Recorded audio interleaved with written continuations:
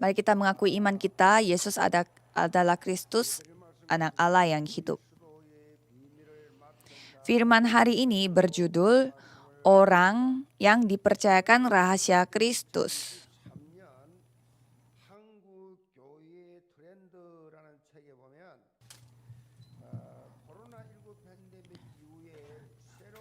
Buku baru-baru ini diterbitkan. Ada buku yang berjudul 2023 Korean Church Trend. Jadi itu menjelaskan tentang tren gereja Korea pada tahun 2023. Dan di sana buku itu menjelaskan kata kunci pada tahun 2023 ini yang dipakai oleh gereja Korea adalah floating Christian. Floating Christian adalah Kristen yang mengambang.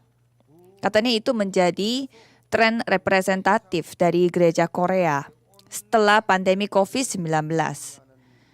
Mengambang adalah kata yang mengungkapkan seperti mengambang di air di dalam bahasa Inggris.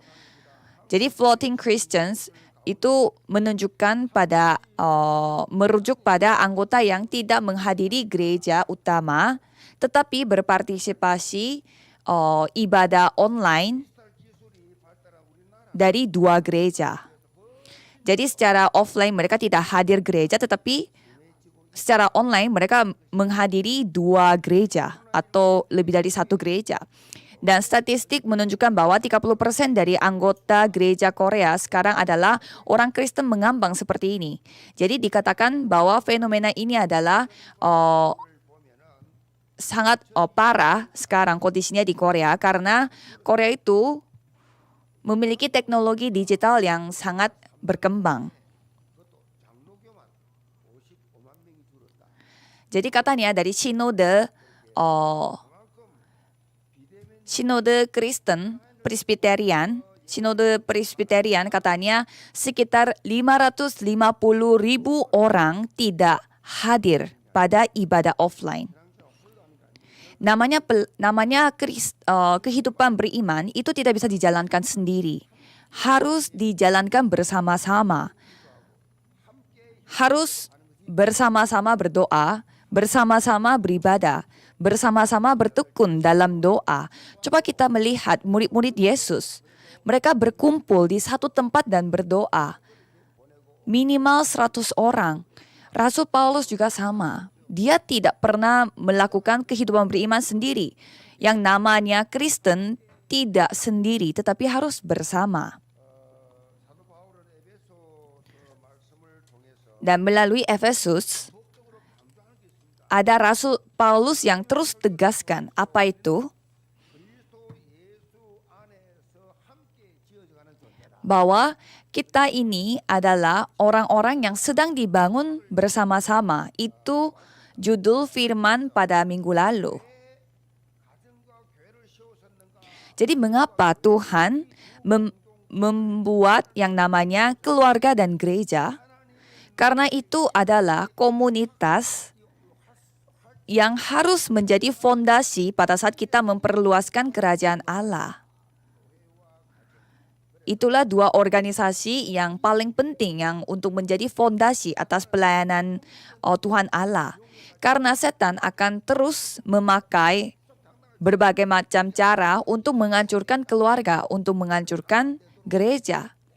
Supaya kita tidak bisa bersatu, supaya kita tidak bisa maju. Supaya kita tidak bisa mentabiskan bait Allah. Supaya kita tidak bisa mengalami pertumbuhan. Jadi setan akan terus menyerang kita. Apalagi keluarga. Jadi keluarga tidak ada kekuatan untuk mengalahkan setan. Maka setan akan terus menyerang kita supaya kita tidak kuat untuk melakukan apa-apa. Coba kita melihat gereja Yewon juga memiliki begitu macam departemen. Ada juga departemen untuk anak-anak kecil, dan ada juga anak SD, SMP, dan SD juga dibagi dua. Ada kuliah, untuk multi etnis dan lain-lain. Jadi itu adalah strategi setan supaya kita itu tidak bisa menjadi bersatu, tetapi kita harus tetap bersatu. Pada hari Senin kemarin saya memberi kata sambutan pada saat ada majelis umum dan di sana saya memakai kata yang pernah disampaikan oleh seorang teolog yang bernama Soren Kierkegaard dan dia mengatakan seperti ini. Yesus Kristus mengubah air menjadi anggur, tetapi gereja telah melakukan hal-hal yang lebih besar lagi, yaitu mengubah anggur menjadi air. Itu artinya apa? Jadi gereja telah kehilangan esensi gereja. Dan ada juga teolog yang memberi komentar atas saat itu. Bukannya hanya mengubah anggur menjadi air, tetapi gereja modern sekarang melangkah lebih jauh, yaitu mereka telah memecahkan tempat-tempat yang berisi anggur. Dan mereka saling menikam dan menyiksa dengan pecahan tempayan yang telah pecah. Jadi kalau kita melihat gereja-gereja di Korea Selatan, begitu banyak sinode-sinode dan organisasi asosiasi gereja. Dan mereka tidak bisa bersatu. Mengapa kondisinya seperti itu? Padahal kita sama-sama orang Kristen. Karena kita diserang oleh setan. Itu fakta yang sedang dihadapi oleh gereja-gereja Korea. Maka dari itu, apa yang kita harus lakukan? Kita harus menjadi anak Tuhan yang dipakai oleh Tuhan untuk mempersatukan. Jadi saya juga memberi sambutan bahwa janganlah kita ditipu terus oleh setan, tetapi mari kita menjadi gereja yang dipakai oleh Tuhan untuk menyatukan bukan hanya gereja Korea, tetapi menyatukan gereja seluruh dunia. Jadi untuk apa gereja harus dibangun? Untuk apa gereja harus memiliki organisasi dan sistem yang baik? Supaya gereja dipakai sebagai platform, menara pengintai, dan antena untuk seluruh orang Kristen yang ada di dunia ini. Dengan apa? Yaitu dengan mandat surgawi, tugas dan panggilan kita yang Tuhan telah tentukan. Maka dari itu peran kita satu persatu itu sangatlah penting. Karena kita adalah orang yang dipercayakan rahasia Kristus seperti judul firman hari ini. Mari kita mengakui iman kita. Kita adalah orang yang dipercayakan rahasia Kristus. Tolong ikuti saya. Jadi selama seminggu, coba saudara merenungkan. Coba saudara merenungkan terus judul firman hari ini. Yaitu saudara adalah orang yang dipercayakan rahasia Kristus. Sebenarnya ekspresi ini ekspresi yang sangat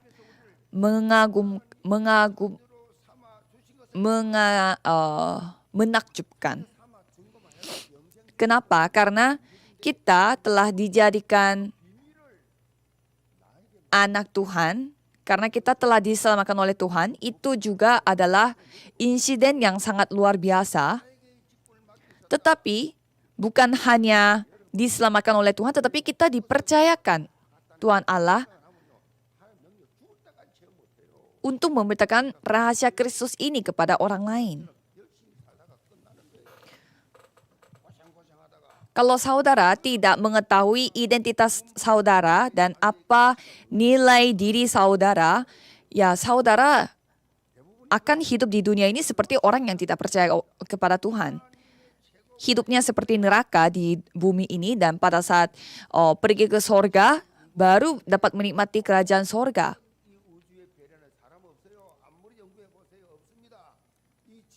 Coba kalau kita lihat kondisi manusia pada saat ini.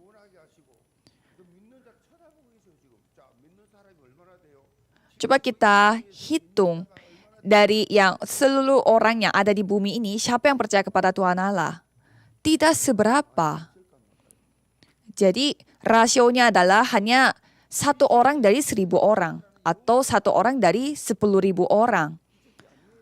Jadi kalau saudara sudah diselamatkan oleh Tuhan Allah dan sudah dititipkan rahasia Kristus, ya saudara harus memiliki peran yang penting atas hal tersebut. Sama seperti itu, Rasul Paulus juga telah menghidupi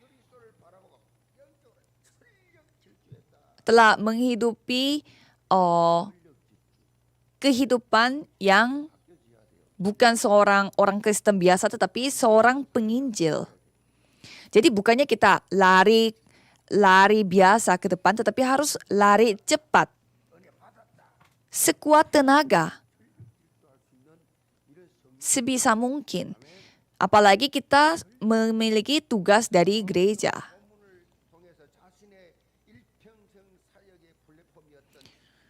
Jadi Rasul Paulus menunjukkan apa rahasia Kristus yang menjadi platform atas pelayanannya dia seumur hidup, dan juga ia menjelaskan bagaimana hidupnya seorang penginjil,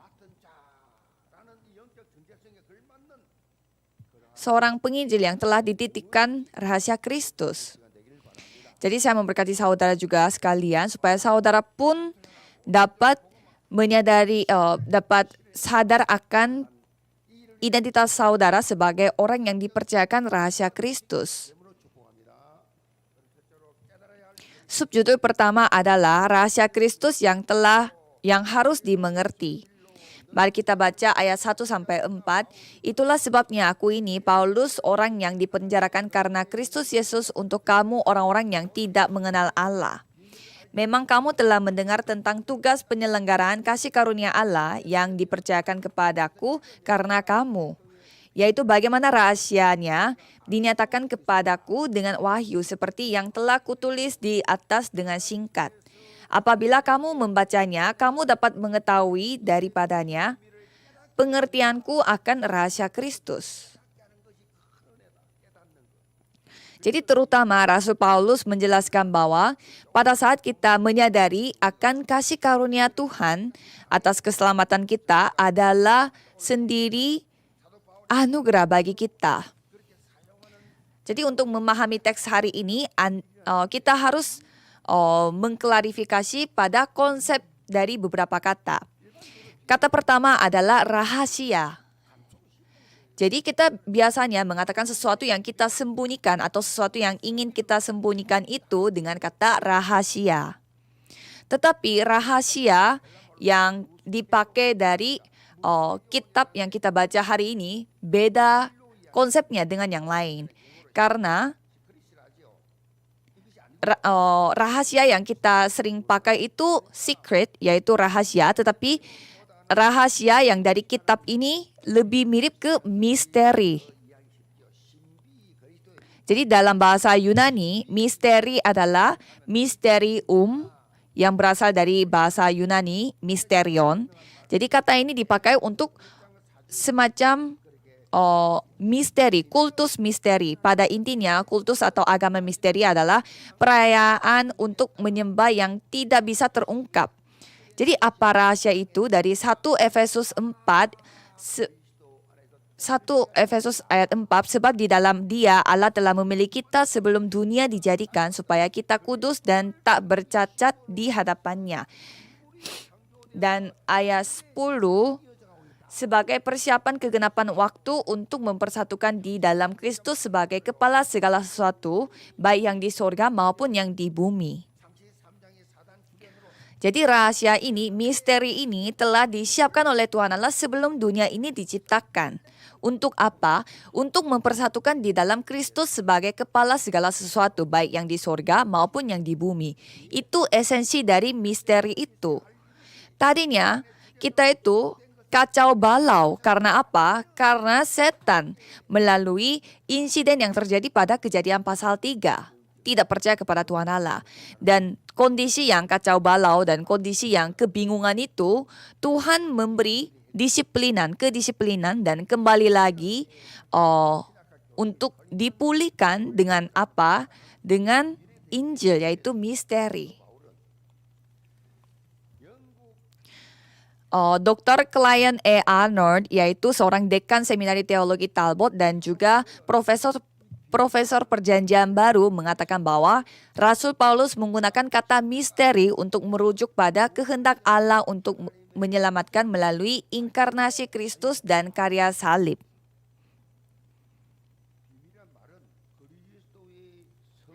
Jadi misteri itu menjelaskan bagaimana Tuhan Allah datang ke dunia ini dengan tubuh manusia. Dan Tuhan Allah telah menggenapi firman-Nya melalui Yesus yang datang dengan tubuh manusia. Dan Matthew Poole, yaitu seorang teolog Puritan Inggris, dan dia juga mengatakan bahwa Allah yang memanggil orang-orang bukan Yahudi di dalam Kristus untuk diselamatkan oleh iman, bukan oleh perbuatan hukum. Itulah misteri dari Tuhan Allah. Jadi misteri ini apa? Rahasia ini apa? Yaitu perjalanan atau proses keselamatan yang tidak bisa dijelaskan dengan pikiran manusia. Dan dengan apa? Bukan dengan cara manusia, tetapi hanya dengan iman. Hanya dengan kasih karunia Tuhan. Jadi berkat keselamatan, misteri keselamatan, itulah yang menjadi paling esensi dalam hidup kita. Bagaimana Tuhan menggenapi perjanjiannya, itu bukan hanya misteri tetapi juga adalah disiplin atau rancangan Tuhan Allah. Kata rancangan itu mengacu pada mengorganisasikan dan merencanakan pekerjaan dengan cita-cita tertentu dalam kamus. Dan juga ada juga orang menyebutnya dengan sebutan ekonomi Tuhan, yaitu mengacu pada bagaimana Tuhan menggerakkan dunia dengan rencana keselamatan. Dan kalau Paulus, ia memakai kata wahyu untuk menunjukkan rahasia Tuhan Allah ini. Jadi kalau kita melihat kata wahyu saja, itu artinya membuka dan menunjukkan. Jadi bagai tirai yang dibuka, yang tadinya tertutup, dan kita sekarang bisa melihat apa yang ada di dalamnya. Dan di Roma 16 ayat 25 mengatakan bahwa bagi Dia yang berkuasa menguatkan kamu menurut Injil yang kumasyurkan dan pemberitaan tentang Kristus Yesus sesuai dengan pernyataan rahasia yang didiamkan berabad-abad lamanya, tetapi yang sekarang telah dinyatakan dan yang menurut perintah Allah yang abadi telah diberitakan oleh kitab-kitab para nabi kepada segala bangsa untuk membimbing mereka kepada ketaatan iman.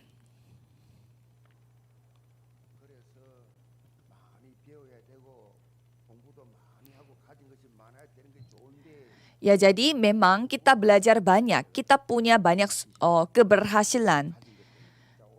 Itu memang baik, tetapi itu bisa malah menjebak kita. Kalau kita melihat Efesus 3 ayat 5 sampai 6, yang pada zaman angkatan-angkatan dahulu tidak diberikan kepada anak-anak manusia, tetapi yang sekarang dinyatakan di dalam roh kepada rasul-rasul dan nabi-nabinya yang kudus. Yaitu bahwa orang-orang bukan Yahudi karena berita Injil turut menjadi ahli-ahli waris dan anggota-anggota tubuh dan peserta dalam janji yang diberikan dalam Kristus Yesus. Jadi Rasul Paulus mengatakan bahwa kita menyadari rahasia Kristus itu bukan dengan usaha manusia, tetapi Roh Kudus sendiri yang telah membuat kita sadar akan rahasia ini. Jadi hanya dengan bantuan Roh Kudus kita dapat menyadari. Jadi pada saat saudara duduk dan beribadah, saudara harus berdoa untuk apa?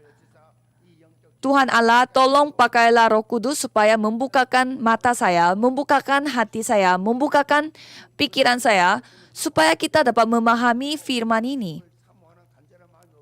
Kalau misalkan saudara tidak ada hati yang ingin sekali untuk mendengarkan firman Tuhan, tetapi hanya saudara datang ke gereja dalam kondisi ya untuk bergereja saja, bagaimana caranya saudara bisa memahami firman? Orang firmannya itu tidak bisa dipahami dengan otak manusia. Ini soal dunia rohani. Kalau firman yang terbuat dari roh, roh yang dapat mengerti, bukan dengan pemikiran saudara, bukan dengan pengalaman saudara. Masa saudara bisa menjelaskan firman Tuhan dengan hal-hal duniawi?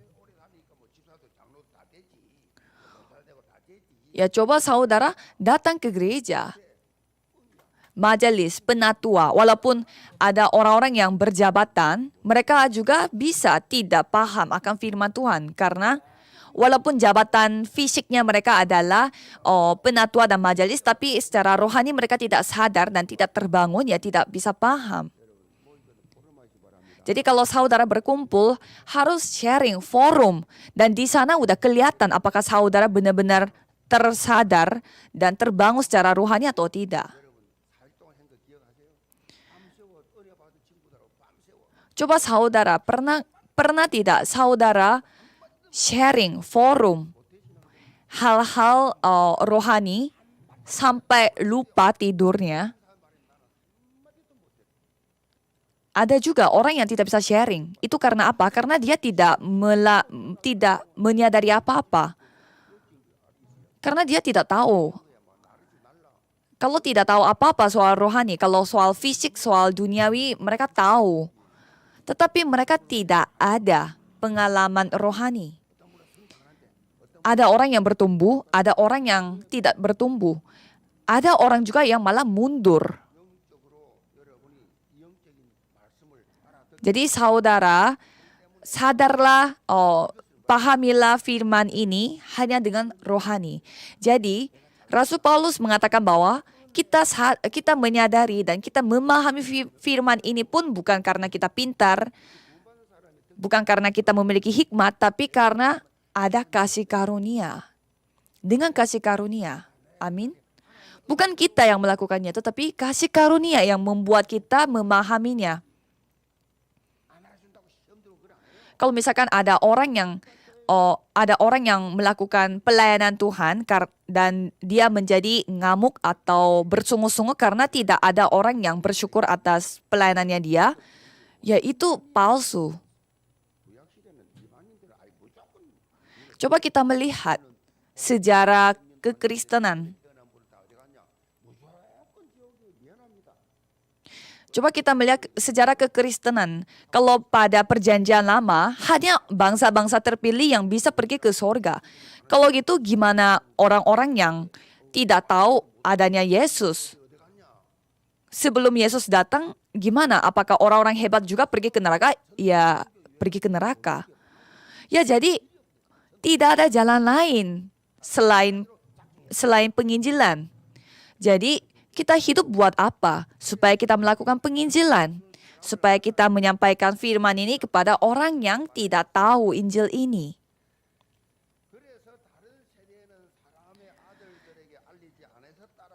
Jadi mengapa Rasul Paulus mengatakan bahwa begitu banyak orang yang tidak mau menyampaikan firman ini kepada orang-orang asing. Tetapi firman yang mengatakan bahwa tadinya angkatan-angkatan dahulu tidak diberitakan kepada anak-anak manusia, tetapi sekarang telah dinyatakan di dalam roh kepada rasul-rasul dan nabi-nabinya yang kudus, yaitu bahwa orang-orang yang bukan Yahudi pun dapat mendengarkan berita Injil.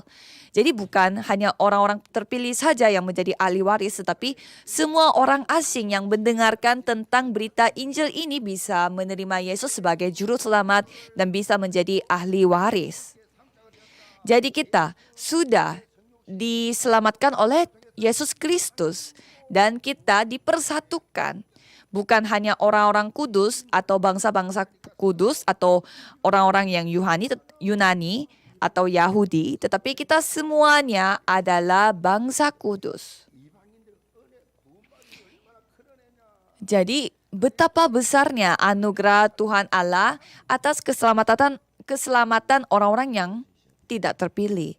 Maka dari itu kita harus sadar akan rasa syukur. Kita harus selalu bersyukur atas keselamatan kita ini. Jadi ciri-ciri orang yang Kristen secara tulus, dia selalu dipenuhi oleh rasa syukur. Jadi tidak ada bersungut-sungut dari mulutnya. Dia selalu bersyukur. Hanya anugerah Tuhan Allah dan hanya bersyukur atas anugerah Tuhan Allah tersebut, dia selalu bersyukur. 1 Korintus 15 ayat 10 mengatakan bahwa, tetapi karena kasih karunia Allah, aku adalah sebagaimana aku ada sekarang. Dan kasih karunia yang dianugerahkannya kepadaku tidak sia-sia. Sebaliknya aku telah bekerja lebih keras daripada mereka semua. Tetapi bukannya aku, melainkan kasih karunia Allah yang menyertai aku. Kamu telah menerima Kristus Yesus Tuhan kita. Karena itu hendaklah hidupmu tetap di dalam Dia. Dan di Kolose 2 ayat 7 mengatakan, hendaklah kamu berakar di dalam Dia dan dibangun di atas Dia. Hendaklah kamu bertambah teguh dalam iman yang telah diajarkan kepadamu. Dan hendaklah hatimu melimpah dengan syukur. Amin.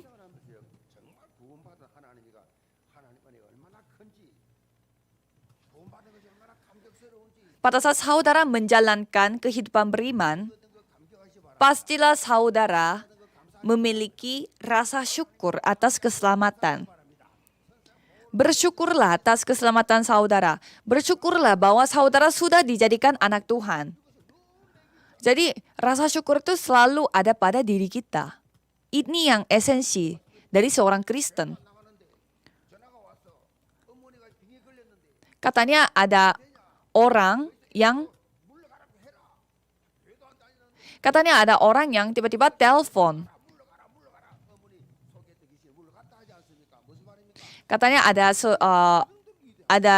sebuah cerita, katanya ada orang yang tiba-tiba telepon seorang pendeta, katanya anaknya lagi sakit, tetapi orang yang telepon ini, ibunya ini bukan orang Kristen.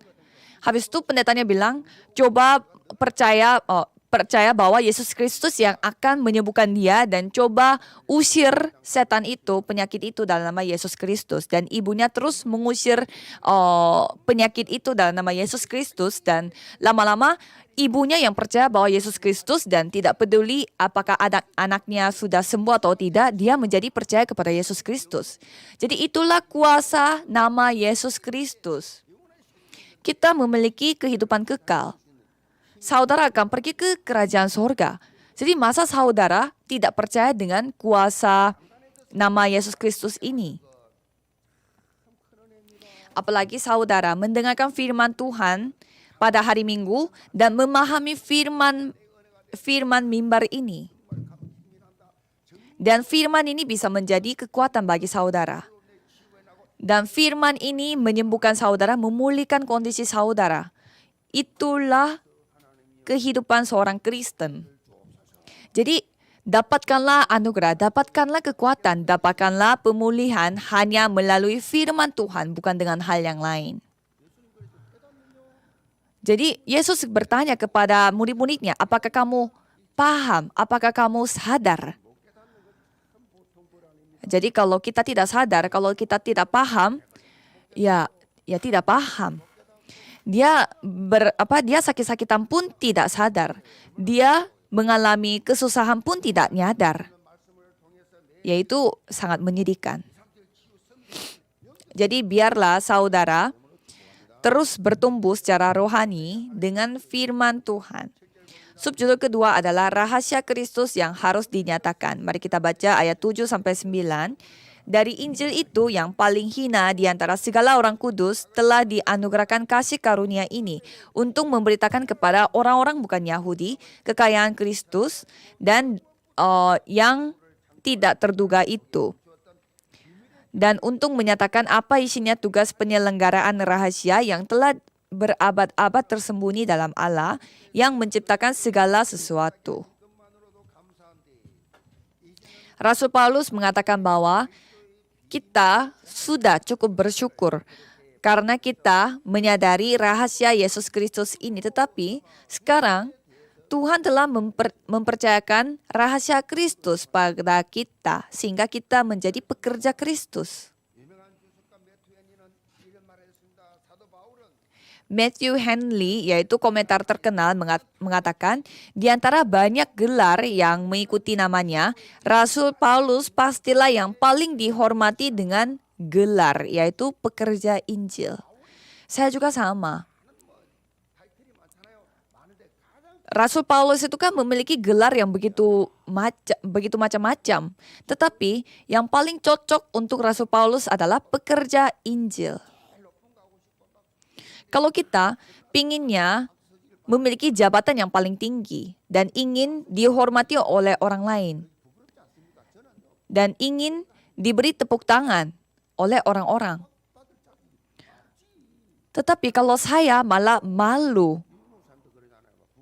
Pendeta Ryu juga sama. Saya sama pendeta Ryu kalau dihormati oleh orang lain, merasa malu. Tapi kalau tidak diberi tepuk tangan, kadang sedih juga. Jadi saya sebagai manusia pun harus merendahkan diri. Jadi setan akan terus memberi kesombongan kepada kita. Jadi setan ini akan terus memberi kita rasa kesombongan. Supaya kita terus sombong. Supaya kita yang menerima pujian dari orang-orang.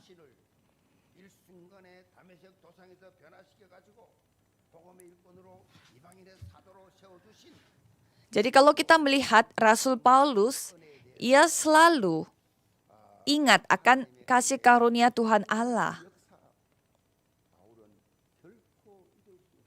Dan Rasul Paulus tidak pernah melupakan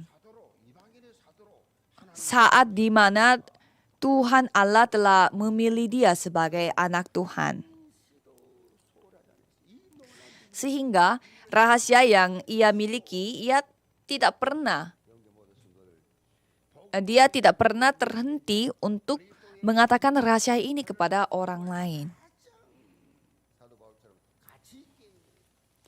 Jadi cobalah kita juga memakai kehidupan kita ini supaya dipakai oleh Tuhan untuk memberitakan rahasia ini kepada orang lain. Kalau kita melihat ayat 8, kepadaku yang paling hina di antara segala orang kudus.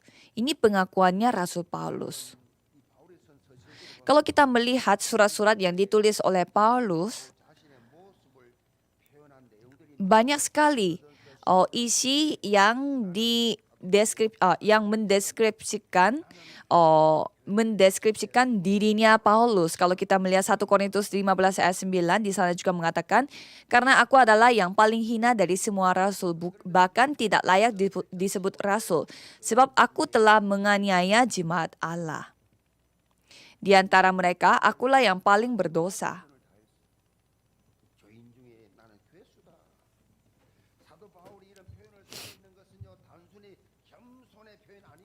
Dan kalau kita melihat 1 Timotius 1 ayat 15, di sana juga berkata bahwa Kristus Yesus datang ke dunia untuk penyelamatan orang berdosa. Dan di antara mereka akulah yang paling berdosa. Jadi ini bukan hanya merendahkan diri.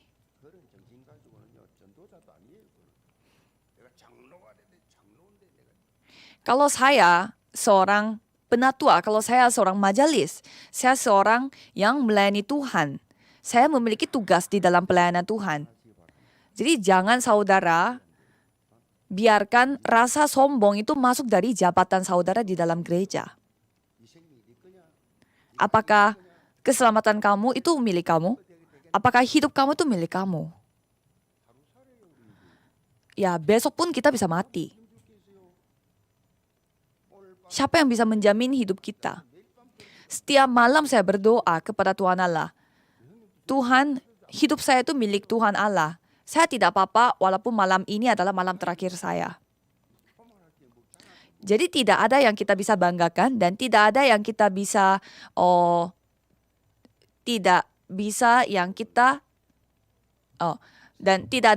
banggakan, dan juga kita tidak perlu juga menjadi lesu.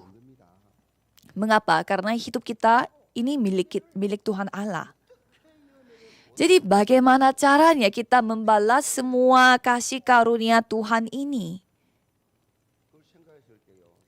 Kalau kita memikirkan hal itu, ya cuma satu caranya. Kita harus menunjukkan anugerah Tuhan Allah yang begitu besar itu harus kita tunjukkan kepada orang lain. Kepada siapa? Semua orang yang kita temui. Kasih Tuhan Allah yang begitu luar biasa, yang sampai menyelamatkan kita, itu yang kita harus tunjukkan kepada orang yang tidak tahu hal ini.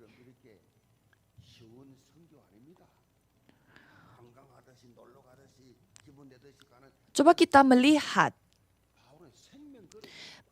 kalau kita bahas tentang kemah Injil ke Filipina atau Thailand, ya kita enak pakai pesawat dan kita sekalian di sana main-main. Tetapi kalau perjalanan Rasul Paulus untuk pergi ke daerah lain dan menyampaikan berita Injil kepada orang lain, mereka harus mempertaruhkan nyawa. Mereka bisa dianiaya.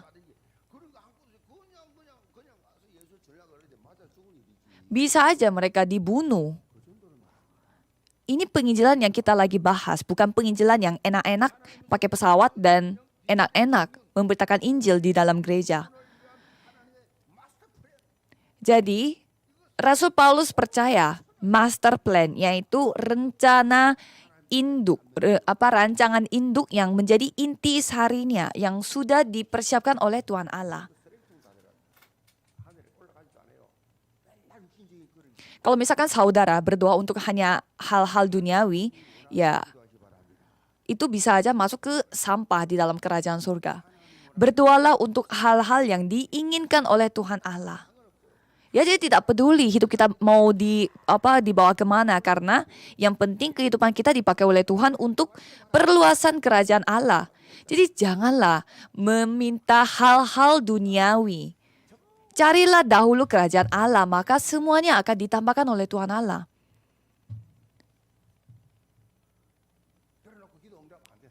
Dan banyak orang bilangnya mereka tidak jawab. Banyak orang bilangnya doa mereka tidak dijawab, padahal mereka berdoanya untuk hal-hal duniawi. Cobalah saudara menjadi orang yang memiliki Injil, memiliki perjanjian. Jadi Rasul Paulus apa yang dia lakukan? Menunjukkan rahasia Kristus.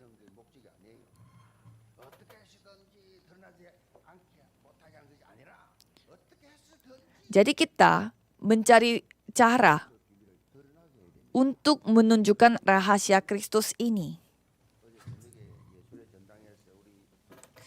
Jadi pada malam kemarin, yang telah memimpin paduan suara gereja Yewon, yaitu komposernya itu telah membuat sebuah pertunjukan yang luar biasa, yang di tempat yang sangat terkenal di kota Seoul. Dan begitu banyak orang yang berkumpul.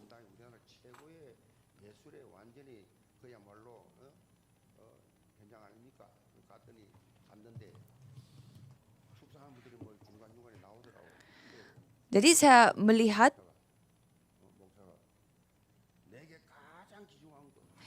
melihat begitu banyak orang yang memberi kata sambutan sebelum pertunjukan. Dan saya satu-satunya pendeta.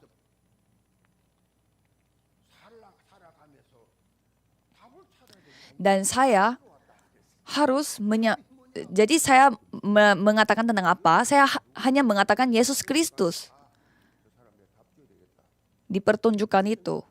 Jadi sebelum acara musik, sebelum pertunjukan musik itu, saya hanya membahas jawaban atas kehidupan kita. Jawaban itu apa? Yesus adalah Kristus. Jadi apa jawaban atas kehidupan kita? Yaitu hanya Yesus Kristus. Jadi saya melakukan itu. Ya tidak apa-apa. Ya, jadi kita tidak apa-apa tidak bisa menjelaskan firman ini. setidaknya kita memiliki hati yang mau menyampaikan rahasia Kristus ini kepada orang lain. Yesus adalah Kristus. Itu maksudnya apa? Jadi mungkin ada juga orang yang tidak paham apa itu. Nah, apa artinya Yesus adalah Kristus? Ya, untuk mengetahui apa itu Yesus Kristus dan untuk mengerti akan hal itu, ya mereka akan pasti datang ke gereja.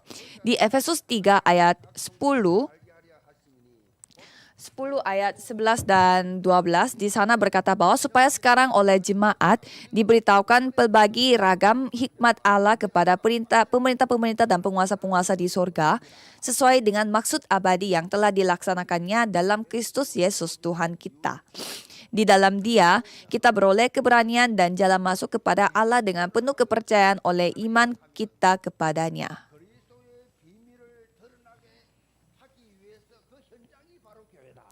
Jadi Rasul Paulus menunjukkan apa esensi pembangunan gereja. Ya, itu menjelaskannya itu lumayan panjang, tetapi secara inti sarinya adalah kita harus menjadi jalan pintasnya untuk memberitakan intisari dari Injil ini kepada orang lain. Jadi bukan hanya orang-orang biasa, tetapi pemerintah-pemerintah dan penguasa-penguasa pun dapat mendengarkan firman Tuhan ini. Malaikat-malaikat aja tidak bisa mengetahui rahasia ini. Hanya orang-orang Kristen, hanya gereja yang dapat memberitakan rahasia ini kepada orang lain. Jadi ibaratnya untuk keselamatan manusia, untuk keselamatan bagi manusia, tokoh utamanya adalah gereja dan malaikat penguasa-penguasa dunia dan pemerintah-pemerintah dan iblis sampai hantu-hantu, mereka hanya adalah penonton dari drama yang namanya keselamatan. Jadi tokoh utamanya siapa? Gereja dan orang-orang Kristen. Jadi begitulah besar tugas kita dan peran kita dalam dunia ini. Jadi saudara harus memiliki rasa bertanggung jawab dan rasa bersyukur atas peran saudara sebagai tokoh utama dalam hidup saudara. Bukan hanya hidup saudara, tetapi dalam dunia ini, dalam bumi ini. Saudara adalah tokoh utamanya. Jadi saudara telah dipanggil oleh Tuhan Allah untuk antena, untuk platform, untuk menara pengintai, untuk menunjukkan Injil ini kepada orang lain.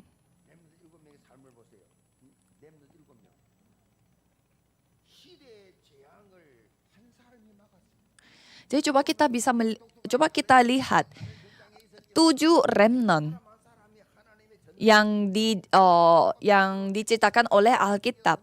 Satu orang pada satu zaman itu, satu orang telah mengubah zaman itu. Hanya satu orang. Bukan beberapa kelompok atau beberapa bangsa, tetapi melalui doanya satu orang, zaman itu telah diselamatkan oleh Tuhan Allah. Jadi percayalah bahwa saudara pun ditentukan oleh Tuhan Allah untuk menyelamatkan zaman ini. Dan sekarang kita sedang melakukan renovasi juga untuk Vision Hall.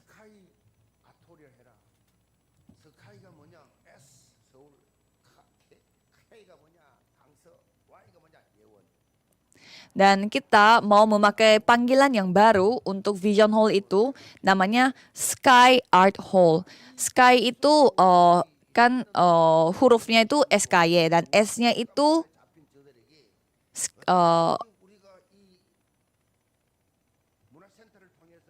dan SKY itu pokoknya intisarinya adalah Yewon yang mewakili daerah Gangso, yaitu kayak nama daerah kita, yang akan menunjukkan berbagai macam pertunjukan dan juga acara di tempat ini. Jadi maksudnya apa? Untuk apa kita melakukan renovasi besar-besaran seperti ini dalam gereja supaya gereja kita bisa dipakai untuk bisa sebagai platform. Dan kita melakukan acara dan program ini untuk apa? Untuk penyelamatan jiwa. Kesimpulannya adalah ada pepatah dalam buku Talmud. Ada 3 hal di dunia yang tidak boleh kita gunakan terlalu banyak katanya.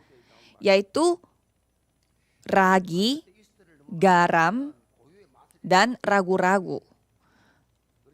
Yang masuk ke dalam roti.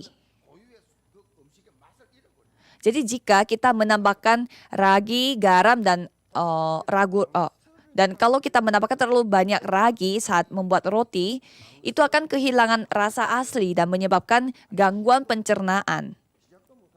Dan sama halnya, kita menambahkan terlalu banyak garam ke makanan. Rasa asli makanan akan hilang dan hanya asin. Dan ada juga ragu-ragu. Kalau kita terlalu banyak ragu-ragunya, dan itu akan membuat kita tidak bisa memulai sama sekali. Apalagi secara spiritual, secara rohani. Jadi dengan cara yang sama, kalau Abraham ragu-ragu setelah mendengar perintah Tuhan untuk meninggikan Ur Kasdim, ya dia tidak mungkin menjadi bapa seorang beriman. Dan jika Esther juga kalau ragu-ragu pergi ke hadapan raja, dia tidak bisa menyelamatkan orang-orang Yahudi. Jadi kalau kita sebagai anak Tuhan tidak perlu ragu-ragu, harus menjadi segera, langsung. Pada saat itu juga mengatakan amin seperti Rasul Paulus. Jadi saya memberkati saudara sekalian supaya saudara bisa langsung mengatakan amin dan tanpa ragu-ragu langsung percaya amin atas firman yang saudara telah dapatkan dari Tuhan Allah. Mari kita berdoa. Tuhan tolong berkatilah semua jemaat gereja Yewon supaya mereka memahami rahasia dari Tuhan Allah ini dan dapat menikmati rahasia tersebut dalam kehidupan sehari-hari. Amin.